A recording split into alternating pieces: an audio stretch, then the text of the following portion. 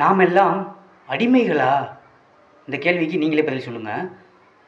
நாம் என்ன சாப்பிட வேண்டும் என்பதை நாம் தீர்மானிக்கிறோமா அப்படின்னு கேட்டால் இல்லை, அதுதான் பதில். நல்லெண்ணெய், யானை கவுனி அரிசி, இந்த மண்ணிலே விளைகின்ற ஒவ்வொரு அரிசிக்கும் ஒவ்வொரு விசேஷ குணங்கள், விசேஷ சத்துக்கள் நிறைந்த அரிசி. இதெல்லாம் எங்கே போச்சு? நல்லெண்ணெயும் தேங்காய் எண்ணெயும் கலந்து தான் சமைச்சு சாப்பிட்ருக்கோம்.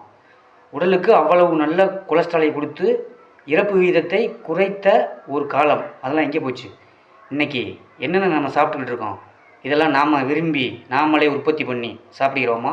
அப்போ நம்ம யார்? இப்போ நான் ஃபஸ்ட்டு கேட்ட கேள்விக்கு பதில் கிடைக்குதா? இந்த உணவு முறை எப்படி மாறியது? யார் திணிக்கிறா? எல்லாம் கார்ப்பரேட். எப்படி கார்ப்பரேட் கையில் போச்சு நம்முடைய வாழ்வு கை முறை? எப்படி கார்ப்பரேட் கையில் போச்சு? கார்ப்பரேட் மயமான இந்த உலகம், குளோபலைசேஷன். தெளிவாக பார்ப்போம்.